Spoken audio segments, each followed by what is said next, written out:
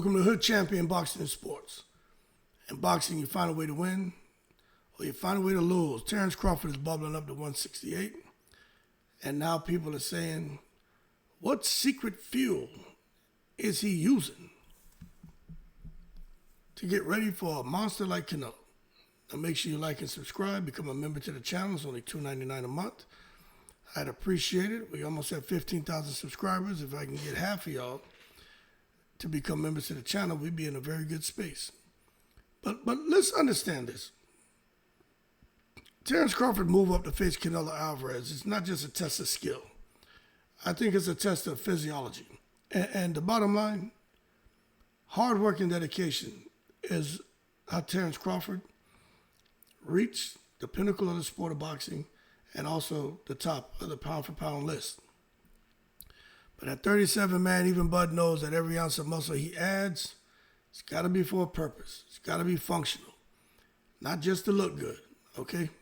And that makes a big, big difference. It also explains how his physique has evolved over the last year. Now, his secret fuel, look, it isn't some magic powder or mystery supplement. It's the meticulous, fight-specific nutrition plan that's been built around his style. And this is why it's so important to have a nutritionist, to have a dietitian, strength and conditioning coach, somebody who understands supplementation. Because when you take all of that, the working out, the rest, the supplements, the strength and conditioning, the diet, and you put it together with people who have brilliant minds, the end result is what Terence Crawford's going to be when he gets in that ring with Canelo on September 13th. A machine. Now, we all know when it comes to Crawford and his camps, he goes away and he trains, man. It's all about discipline when it comes to Crawford and his team. But for Canelo, the focus has been on more of a quality weight gain. Now, you see, Terence Crawford, this is what was really interesting because he went from 135 to 140 to 147. And there was a question that came up about how has he become stronger? How did he start hitting harder as he moved up in weight? How was he able to add on the lean muscle and still maintain his quick twitch explosiveness? Easy, by what I just said. So the fact that he's going up to fight Canelo, nobody to me should be shocked that he's still going to be able to maintain all those things, which is going to make him very dangerous for Canelo. You see, sports science is something special. And if you don't understand sports science, you'll never understand how some of these athletes, with a good understanding of the aforementioned and having the right people with the right minds in your corner, you never understand how they're able to continue to move up in weight and continue to be able to dominate the way they did at the lower weight classes. But I just think it's really important to understand the muscle that Crawford's putting on is for a purpose. He's not here to look like a bodybuilder. So what that means is that he's got a diet rich in clean proteins. I talked about this earlier in another video. But the fish, the beef, everything organic, the chicken, complex carbs, sweet potatoes, steel-cut oats, high-intensity training. You know, he wants to ensure that he can keep glycogen, and he wants that stored for full sustained speed while avoiding being bloated or water retention. That's going to slow his footwork. See, everyone's just thinking Crawford is going to put on weight. And when he puts on weight, hey, you're talking about another, 154, 14. You're talking about Crawford going up, man, another 14 pounds. And everybody's saying there's no way in the world he's supposed to keep speed. He's going to be heavy. He's going to be slow. But when you understand what I just said, man, about the diet, about everything else, sustain his speed. So will he be faster? I don't know how much faster he'll be, if he'll be faster, but he shouldn't be slower than he was at 154. And that's for sure. You see, and hydration is just another pillar. You know, Bud's team uses a constant cycle of electrolyte balanced fluids. You know, a lot of people still don't really understand the importance of coconut water, mineral water, and then when you have the right dietitian, the right nutritionist, the right strength and conditioning coach, now you got different hydration mixes that they can put together for you. And that's extremely important when you talk about a guy like CRAWFORD, who's working very hard in high altitudes to come now with these increased red blood cells and oxygen efficiency to keep his muscles firing. And he's going to need to be able to do that over the course of 12 rounds. You see, when you're at a higher weight, dehydration can sap speed faster than anything else. And that's the good thing about CRAWFORD. He doesn't have to cut all the way down to 154. Even he said getting to 154 was hard. 147 was damn near impossible. So at 168, that's, you know, it makes me wonder, how is he going to perform at 168? Like, you may really see a better, stronger, faster, more durable, better punch resistance CRAWFORD, because according to Bomac, he should have been at 168 years ago. He was really killing himself. CRAWFORD really is not a small guy. Just like when you see Devin Haney, people wonder how the hell did he get to 135? Make you wonder how CRAWFORD getting down to 135 too. When he really is a guy who should have been at 168 all along. That takes a certain kind of discipline and the right people with the right brains and qualifications to help you get down there. So I just think, you know, the secret field for CRAWFORD is everything that we've been talking about. And also just understanding the recovery nutrition. That's just as important. You know, he's sparring hard, but post-sparring, you know, he's, you know, reported taking a 3-to-1 carb to protein ratio shake. Now, see, people don't understand all that. Let me tell you something. I'm telling you this from a guy who used to train a lot. You know, if you're trying to put on muscle, they recommend you take 2 grams of protein per pound of your body weight. So double. But if you're trying to put on the right kind of size and stuff like that, then if I remember, it was like still 2 grams of protein per pound of your body weight, and then like 1 gram of carb per pound of your body weight. You got to be very careful about the type of carbs you take in too. But there was a ratio when we were doing all those fitness programs and cutting weight and bulking up. But one thing that I remember from doing that was, for you, someone who's trying to just kind of lean out, it's 1 gram of protein per pound of body weight. Trying to put on muscle is 2 grams of protein per pound of body weight. And we were putting in like, so I was like 180. I was doubling the protein and doubling my carb intake across 6 meals. And it looks like what CRAWFORD's doing here is a 3-to-1 ratio of carb to protein. That's the kind of shake he's taking within 30 minutes of training to replenish that glycogen and repair muscle tissue. So it's a science to what Terence CRAWFORD is doing. No magic fuel, but I think if anything, this is where the secret fuel concept really comes in. It's not just what he eats, but when he eats it.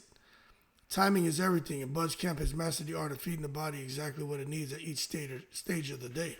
And even I know that from just working out and training, and most of y'all know that shit too. Now, for speed, you see, the diet is designed to keep inflammation low.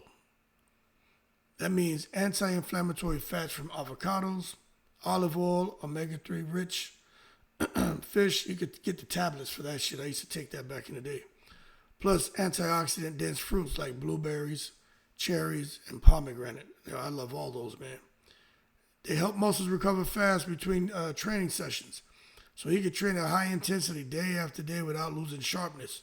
Now, when it comes to the power, which everyone's wondering, you know, how's CRAWFORD going to be able to handle Canelo? Is CRAWFORD going to have power? Well, his team has an emphasis on explosive strength foods. Most of y'all don't even know there's such thing out there. lean red meats for creatine and iron, egg for complete amino acids, leafy greens for nitrates that improve blood flow. And the oxygen efficiency is everything. Even his snacks are functional. Almond butter on rice cakes for quick energy, Greek yogurt with honey for a protein carb combo, and beet juice shots to boost endurance. Now, you just listen to that. How many people even know anything about that shit? But that's what Crawford pays people for. So they know the right concoctions to give him at the right time that's going to make sure that he's a machine when he gets in there with Canelo. Now, the other secret is restraint. Now, Crawford trainer Bomac, always eating them Cheetos and shit. Even he said that they're not trying to bulk Crawford into the next Ronnie Coleman. He said they're just making sure the fighter can carry the 168 pounds without losing the ability to dart in and out, to use lateral movement, to get his shots to the target first, to see an opening and be able to capitalize. They want to make sure Crawford can do everything that he's always done, possibly better than before. So you got to keep the body fat low, stay away from those processed sugars, steer clear of heavy, greasy foods that can slow reaction time. And in the final weeks before the fight, portions are going to be adjusted to keep him light on his feet and enough fuel to train hard, but never so much to where he feels sluggish. And that just takes a lot of discipline. So mentally, this diet is part of the fight, you know what I'm saying? And I guess it kind of boils down to, like they say, you are what you eat. You want to be a machine, you got to eat the type of things that will make you into a machine. But if you want to be a big lard ass, well, eat the type of things that are going to slow you down. You get in the ring and have a disappointing performance and you lose. But Bud knows Canelo's can't be looking for signs of fatigue. They know they're going to be looking for slower legs. They expect Crawford to have a reduced punch output because he's putting on weight.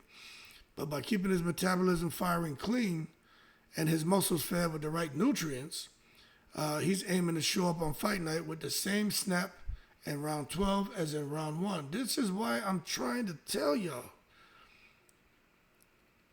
Terrence Crawford is going to mess around and win this fight. He's going to mess around and win this fight, man.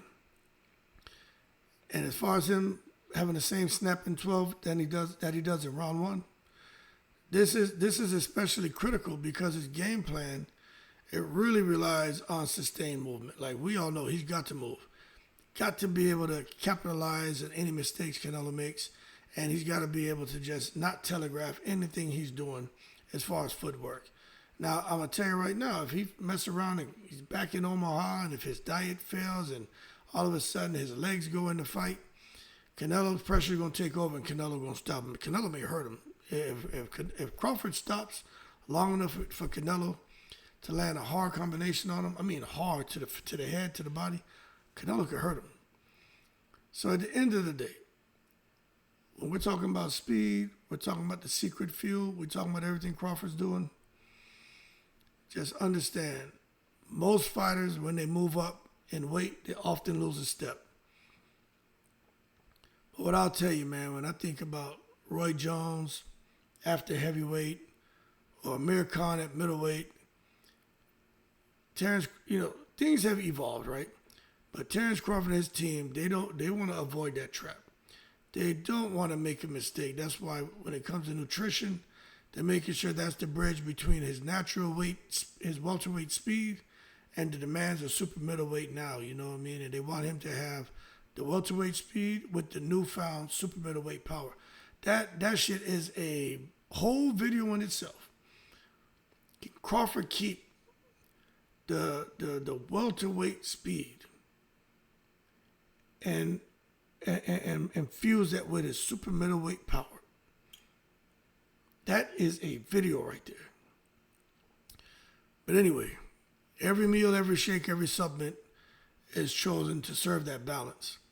Even his cheat meals are strategic. A small pasta dish the night before, a heavy sparring day, a sushi roll for clean carbs, and protein without excess fat.